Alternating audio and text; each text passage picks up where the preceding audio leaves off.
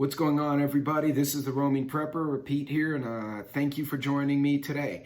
I'm going to do my Sitrep and kind of go through the release dispatches from State Department as well as the open media and public release information, just to give us an idea of what's going on, what's the landscape looking like. I'll be right back, and let's talk more about what's going on in the world.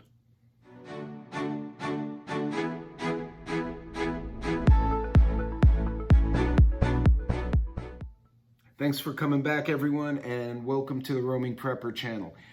For this Sitrep, I'm going to go through several of the State Department, corporate, as well as public information releases and media releases throughout the world, just to kind of give everybody a play on what exactly is going on in the world and how can it affect us. Now, as always, I'm putting this out there purely for information, so you guys and girls are informed of what's going on and things you can do to mitigate.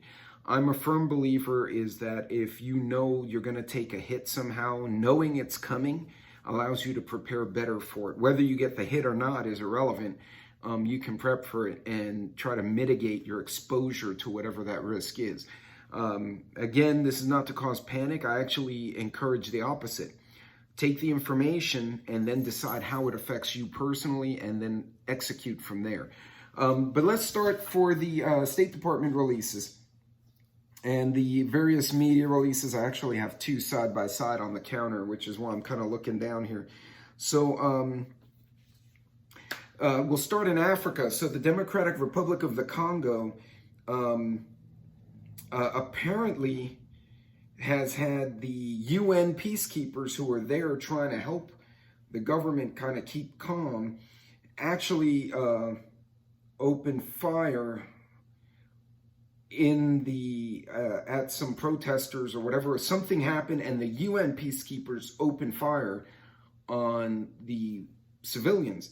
And then not 24 hours later, it says death toll reaches 36 in the Republic as the protesters now turn on the UN peacekeepers. Not a big surprise.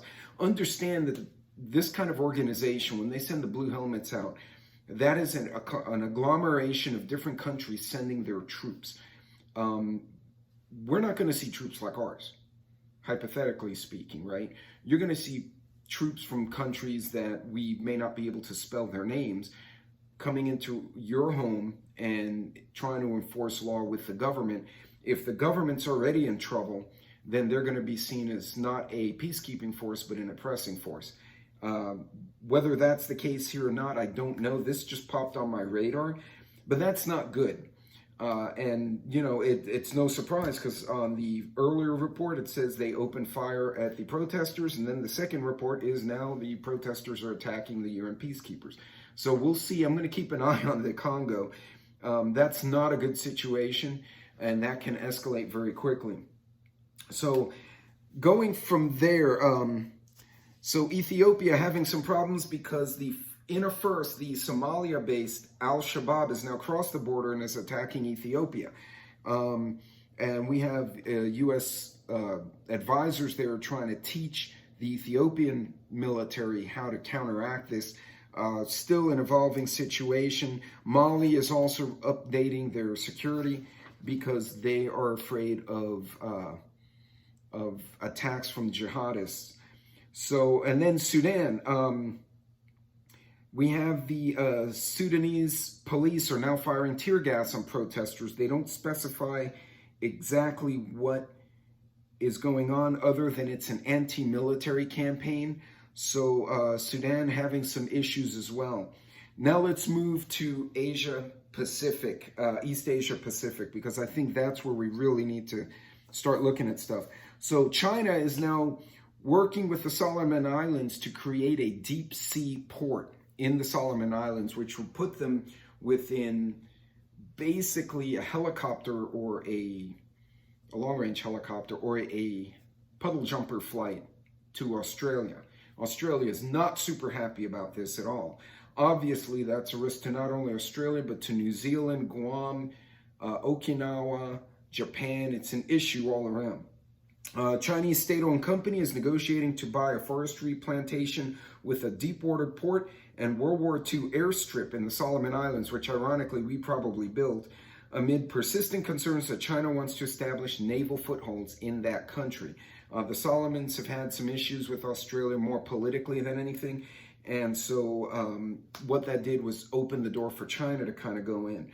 On another report, China is halting its cooperation regarding climate, military, and terrorism information sharing with the United States, largely in response to Speaker Pelosi's trip to Taiwan.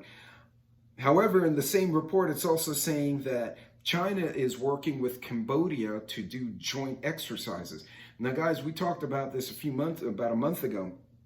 China is working with the Solomon Islands. They're working with Cambodia. They were doing a naval drill with Iran and Pakistan. It would be naive of those of us in the West, whether you're in Europe, South America, US, Canada, to think that they will not get their own alliances going in the background, right? Now that convolutes things, because now it's not just US against China or Russia against Ukraine. Now you have a lot of other players who may jump out. For all you know, Cambodia may jump on, I don't know, the Philippines. You might have North Korea go after South Korea. We don't know. Somebody might try to jump on Japan. These things are all factors. So it's getting very convoluted, and I'm going to kind of sum this up very quickly, but that's exactly what happened before World War I. It was one Serbian who didn't like the Austrian Archduke, so he went over and killed the guy with a group of extremists. Had nothing to do with the Serbian government, but they got blamed. Austria gets into it with Serbia despite Germany's protest that they don't need to do that because it's not necessary. And essentially, Serbia drags in Poland, Poland drags in France, Austria drags in the Ottomans, and the next thing you know, we had World War I. And basically, I may have said the wrong countries there, so if you're a history buff, feel free to clarify in the comments. Basically, you have a meshed network of alliances. We don't know who's going to take whose side anymore. That can get very ugly very quickly, and there's really no way to predict it. But China's definitely making moves. Now, the Philippines, so the U.S. and Japan, while we're talking about alliances, U.S. and Japan are now working on a new semiconductor, a semiconductor contract, if you will, a semiconductor agreement, so that we can take that production and put it toward Japan. And this may be preemptive because we're afraid Taiwan might fall. I don't know. Taiwan is right now a major provider of all our semiconductors. So there's a few things going on here at the same time. Now, moving over to Europe, of course, we have the Russia-Ukraine conflict. Ukraine has been putting a very hard attack on the southern part of the country. They've been counterattacking the Russians. There's a drone attack in Crimea targeting a Russian fleet hub. They did some damage to the docks and the refueling facilities there. On the flip side, Russia's saying that a new malware has been used to target their organizations within the country. So now we have not only a physical conflict and an economic conflict, they're executing cyber warfare against each other, which shouldn't be a surprise. It's probably been going on the whole time. But now it's starting to come to the forefront. Okay, hold on a second. So I lost my track here. Here we go. So in Ukraine, also, Russia has claimed that they destroyed one of the HIMARS. But Ukraine then reports that they used Turkish drones to destroy a Russian ammo dump. This is going to go on for a while.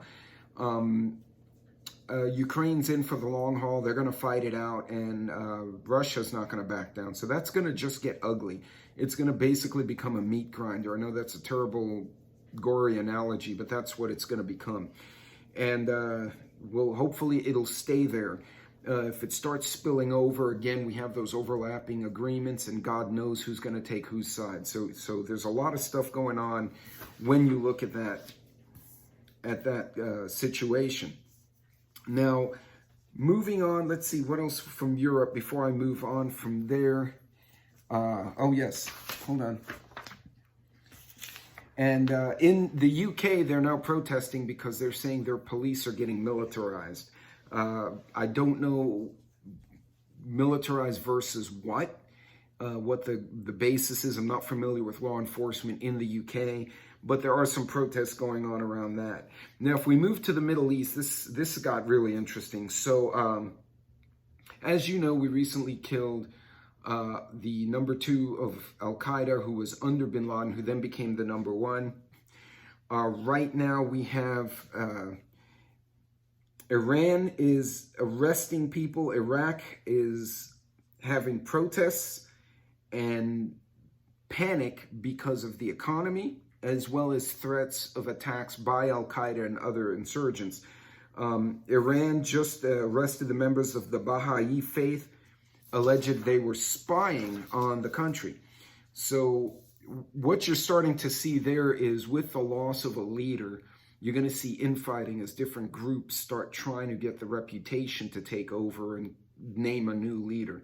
So unfortunately, this may go on for a while in that part of the world until they settle down. Now, what does bother me is some reports of more economic issues in the mid-sized economies. So I'm going to read them off real quick. So Bangladesh, global gas crunch leaves Bangladesh facing blackouts until 2026.